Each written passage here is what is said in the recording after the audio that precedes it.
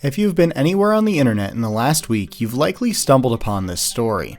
A Lenexa couple says they helped to hold a girl in her seat after her restraint released during a roller coaster ride at Worlds of Fun.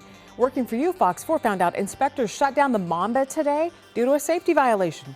This now global news coverage stemmed from an event on the Mamba Roller Coaster at Worlds of Fun amusement park in Kansas City, Missouri. On Saturday, October 11th, the 205-foot-tall hypercoaster was operating normally. A train was loaded with riders and dispatched from the station. Around when the coaster dropped off the lift chain, two riders noticed that a smaller rider behind them did not have their seatbelt, an extra restraint on the ride, buckled.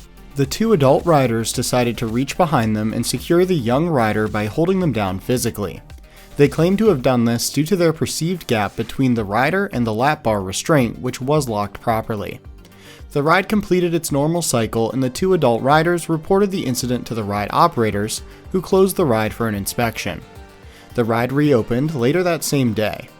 Later, the two adult riders would report the incident to the media, and accordingly, the state would make a spot inspection of the ride and find that some seatbelts were worn and needed to be replaced. This was completed on October 30th, and the ride shortly after reopened. If this whole incident sounds minor or mundane to you, then you're not alone.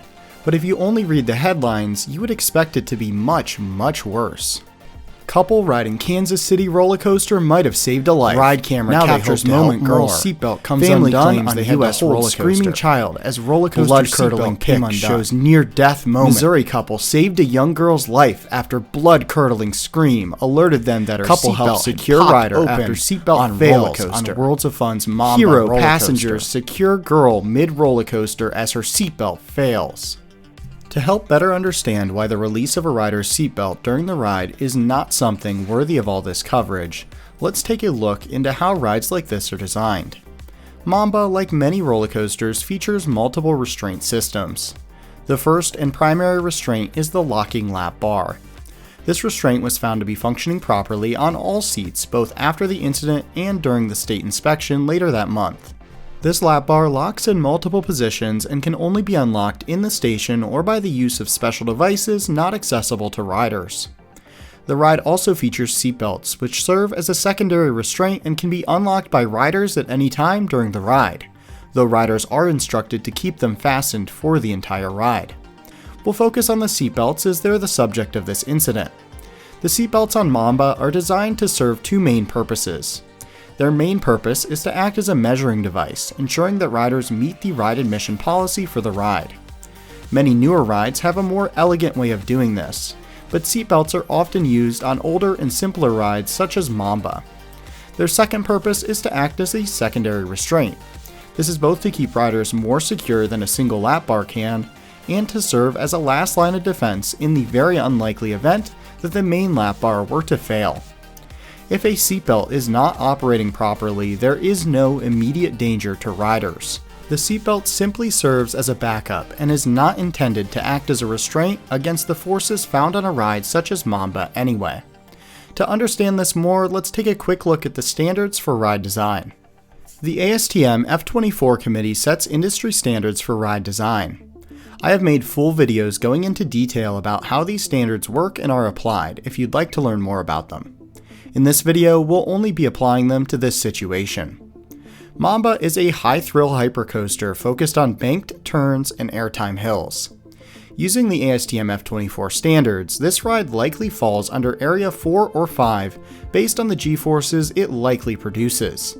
This means that its restraints must meet several specific requirements. Assuming it's an Area 4 ride, the restraints must only accommodate one rider, must have a variable locking position, must be automatically locked, only the operator may be able to unlock the restraint, and redundancy is required.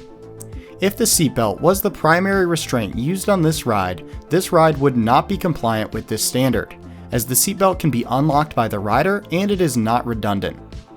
If you would like to learn more about how restraints are designed to comply with these standards, check out this video. With all that being said, it's clear that this was not a serious incident.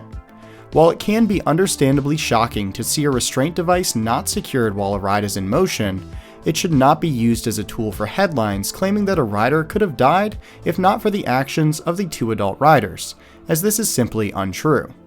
That being said, the 2 adult riders absolutely did the right thing by reporting this minor malfunction to the ride operators. Seatbelts like these can come undone for a variety of reasons. Sometimes even the rider themselves may inadvertently unbuckle a seatbelt while trying to adjust their seating position. It's not something worthy of headlines. According to several news articles, in the weeks since this incident, a similar one has occurred where a rider claimed their seatbelt was loose while the train was climbing the lift hill. In this case, the ride was stopped and a ride operator climbed the lift hill to tighten the belt. This is fine, but I think it's safe to say that there's a rider with a loose seatbelt on probably every ride cycle for every ride that exists with seatbelts. It's not something that needs to be reported and is just a regular part of how rides with these types of seatbelts are designed. For those that are still concerned, a good rule of thumb is that if you can't release a ride's restraints on your own and you notice that a restraint is not secure, you likely have an actual problem. But if you have full control over that restraint and notice that it's not secure, you have nothing to worry about, but you should probably try and refasten it. Thanks for watching this video. I am interested to hear your take on this case in the comments below. As always, thanks for watching, and I'll see you next time.